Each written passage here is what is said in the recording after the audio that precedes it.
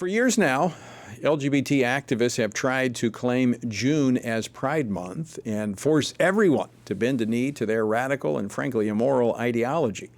But a grassroots movement that began in 2023 aims to change that by making June a month of recommitment to God, our spouses and family, our communities and country. This initiative, appropriately named Fidelity Month, comes as recent polls show an actual decline for same-sex marriage, especially among Republicans. So are more Americans beginning to connect the dots between the redefinition of marriage and the cultural Pandora's box that the court opened? Joining me now to discuss this, Dr. Ben Carson, the founder and chairman of the American Cornerstone Institute. He is also a world-renowned neurosurgeon who served as the Secretary of Housing and Urban Development under the first Trump administration. Dr. Carson has been a strong voice, a very strong voice for Christians and conservatives for many years, especially on the topic of marriage, family, and religious freedom. Dr. Carson, welcome back to Washington Watch. Always great to see you, my friend. Always good to be with you. I appreciate your steadfast, patriotic views on things. Well, we were together recently, I guess about 2 weeks ago, up on Capitol Hill for a Fidelity Month event that Dr. Robbie George of Princeton University is kind of has spearheaded and started. Why are you joining this effort? Because, our country was founded on Judeo-Christian principles and values. And that means a lot of our values came from the Word of God. And God tells us the kinds of things that we need to be faithful for. And that includes our families, our spouses, our communities, and our nation. And we have entities going around proclaiming pride and other things like Pride Month. Why shouldn't we talk about the pride we have in fidelity and being faithful to the commitments that we've made over the course of a lifetime, and the very things that allowed this country to arise from obscurity and rise to the pinnacle of the world? It wasn't by coincidence. It was because of fidelity to various principles. And one of those principles is our families, which are the building blocks of our communities. When we have strong families, we have strong communities, and therefore strong nations. It's so important for us to be proud of that and not to allow someone else to always take the banner and the attention. Well, and the further we move away from those founding principles, the more questionable our future becomes as a nation. No question about it. And all you have to do is ask yourself, are we a better nation as we abandon the principles that guided us from obscurity to the pinnacle of the world? Or are we moving in a downward spiral? And I don't think you have to be too objective to understand that we're moving in a downward spiral, but we can change that. I think I'm seeing a lot of encouraging signs, particularly among young men in this country. We are. In fact, there's a resurgence of connection with Orthodox Christianity among young men. They've been given all this other ideology that's out there that is empty and does not give life its meaning and purpose, and they're returning back to that source that we find deeply rooted in America's history. Absolutely. They're actually observing what's going on and making decisions based on that. Not so much for the young women, we need to work on them, but it's something that we need to talk about. We need to talk about the reason that God instituted families as a place for children to be raised. There's been studies that have shown that children who are raised in traditional nuclear families do much better on all levels. But there is great cultural pressure not to talk about these Christian principles. In fact, when we were up on the Hill together a couple weeks ago, in your comments, You made reference to this even when you came to your position at HUD during the first Trump administration. There were these government entities, forces, if you will, saying, "Hey, don't talk about that kind of stuff." Absolutely. And they still do it today. And I think we have to be bold, we have to be brave, and be willing to talk about those things that we believe in. The left succeeds, even though I don't think they are the majority. They succeed because they talk about what's important to them. Right. They use megaphone very effectively. But isn't that also why we see President Trump being successful, is that he's willing to stand up and speak, and courage breeds courage? I am thrilled to see the way he gets up there. Sometimes he says things that are pretty amusing, but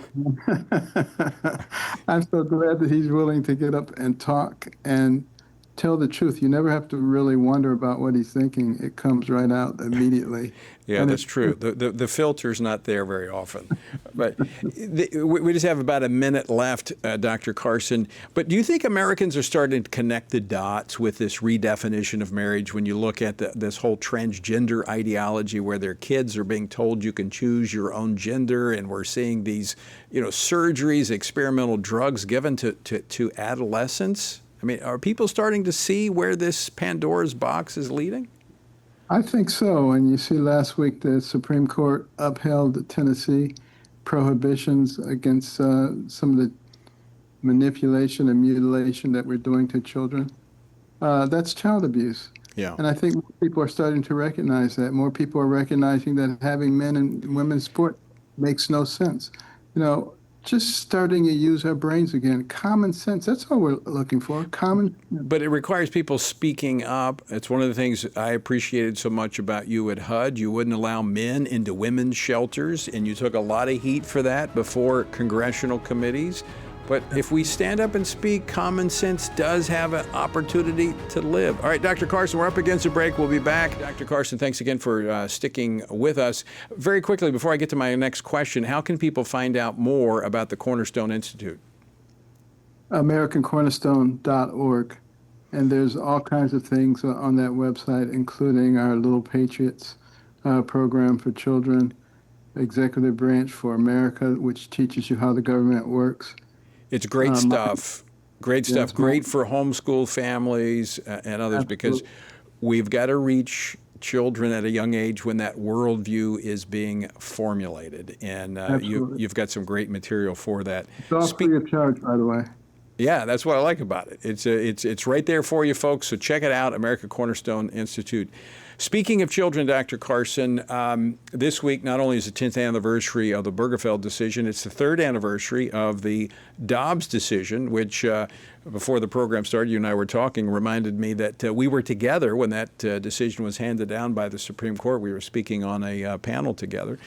Good things happen when you and I get together. We just need to be, because there was actually another Supreme Court decision today handed down by the court saying that South Carolina has the right to defund Planned Parenthood. And that fits into what I want to ask you about, because since Dobbs, most people aren't aware of this, but abortion rates have increased by about 12% in this country, in large part because now 63% of abortions, at least, are being conducted by the abortion pill, which under Biden-era policy is being mailed into these pro-life states. 41 states have some form of protection for the unborn. Those laws are being circumvented by the abortion pill. And there's not very good surveillance of what happens when those pills are distributed.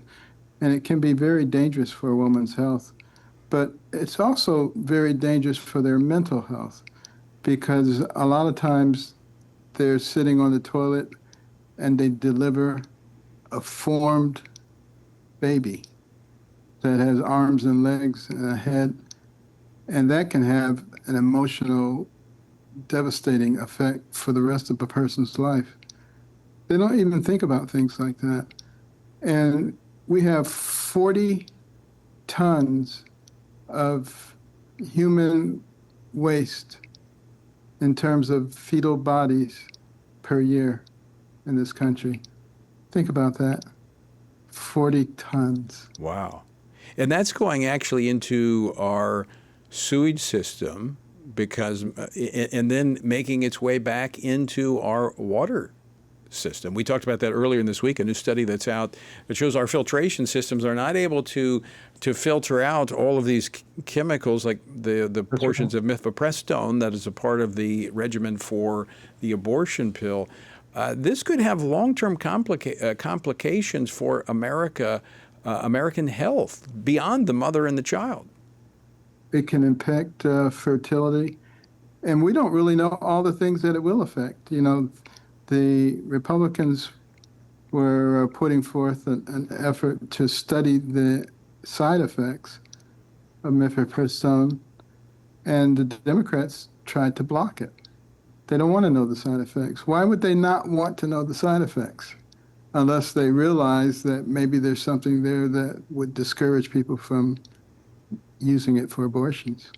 Well, as long as this is one of the things that the Trump administration really needs to do is to eliminate this Biden policy and go back to the pre-existing protocols that require in-person medical consultation before this pill is issued. I mean, obviously, I'd like to see the pill done away with, but at least we should have these minimal requirements. And that would respect the pro-life laws of these states, because right now, those laws aren't being respected. No, and it's when you make it so easy, people who really shouldn't be doing it are doing it. And more importantly, and it's something that we don't talk about very much in our society anymore, but there's a very good way to make sure that you don't have to have an abortion.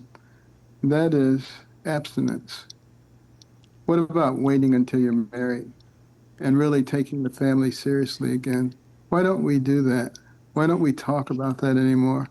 And I'm aiming this at a lot of ministers in our churches who just sort of have abandoned some of God's principles. You know, that's such a good point, Dr. Carson. Whatever happened to self-control and restraint and actually doing things according to God's design, which actually the social sciences and all of the research says that if you wait until marriage or you finish school, you get married, and then you have babies, the chances are you're going to avoid poverty. It's unlikely that you'll be in poverty if you do those things in that order. Well, you know, we used to know that, didn't we? That used to be part of the common knowledge. Now it's a study that sort of shocks people. Right, but in part because the government has been subsidizing bad behavior. And what you pay for, you get more of. And as long as we have these government programs that reward bad behavior, we're going to get more of it. Dr. Carson, we're out of time, but it's always great to have you on the program. I so appreciate you speaking out with clarity. You could just enjoy life and be retired on the beach, but you're engaged, and I appreciate it. Well, thank you for providing a great forum to talk about things that bring us closer to our Savior. All right, Dr. Ben Carson.